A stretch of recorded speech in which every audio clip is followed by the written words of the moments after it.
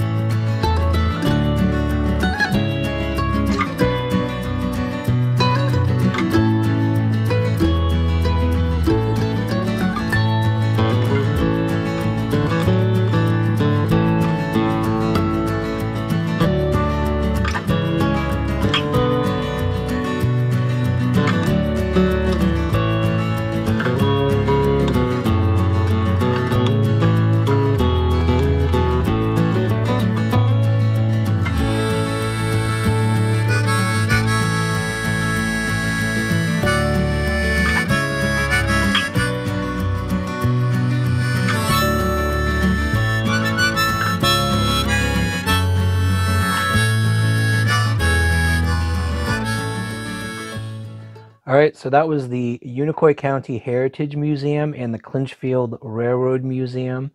It is a wonderful place to visit. I got a tour there from one of the staff members, forgot his name unfortunately, but I do know that was following the visit to interview Martha Erwin for the Mary the Elephant story that I did not very long ago. You can check that story out. That's the whole story around Mary the Elephant's attack in Kingsport and execution in Erwin. I covered that story in detail recently. Check that out. But after that interview, I got a tour of the museum, both the house, which is the Unicoi County Heritage Museum, and then I was taking pictures through the Clinchfield Railroad Museum, which is the building right on the other side. There's it's a great tour. Just give a donation as you walk in the front door, and then they'll set up a tour for you.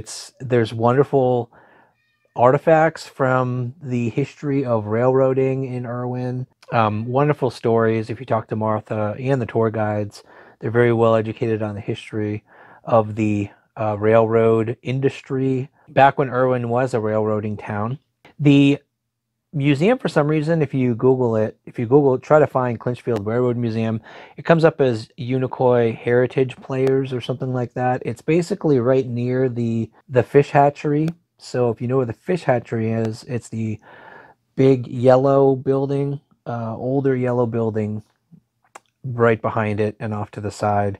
I did hear when I was there that the superintendent of that, because it's essentially owned and operated by the national parks or by the Park Service. I'm not sure if it's the national parks, but it's the superintendent in charge of that, it sounds like, is trying to find a way to shut the museum down for some reason. So I would say I would highly recommend, if you do go, please support it with a donation. Make sure that you let anyone know in your government, in your local government, especially if you're from Erwin, that you value the museum, that you think it should be a part of the community. It should stay a part of the community for a long time to come. It's just a wonderful place to visit. I was surprised there weren't more people there because of just the quality of the displays and how well kept everything was, and the level of knowledge. Honestly, I think teachers should consider taking their students to the museum to learn about local history, about railroading history, which this part of Tennessee, this part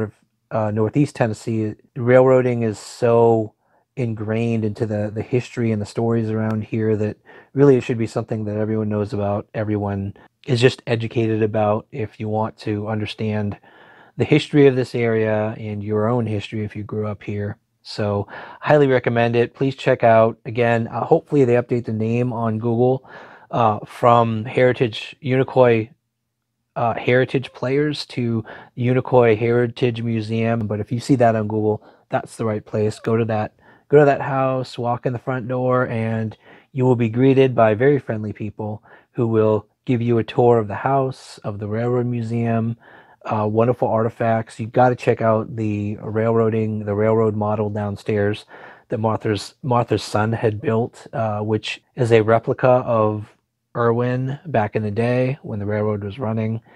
And there's a working, as you can see in the pictures, there's a railroad control station that they can turn on the lights. You can see what it looked like, how it was set up, and kind of the whole railway. And each station had a light and everything. It was very cool, switching stations and all that kind of stuff. And there's, of course, a statue of an elephant down there, and just rooms filled with just railroading memorabilia and artifacts. And it's wonderful. The house is fantastic. I've never seen a collection of antiques and just vintage items from throughout the years throughout the house. So it's a good time. I highly recommend take your family, take your class, and let everyone know how impressive that museum is, and let's support it as a local community. So hope you enjoyed this review of the Clinchfield Railroad Museum, and I will see you next time.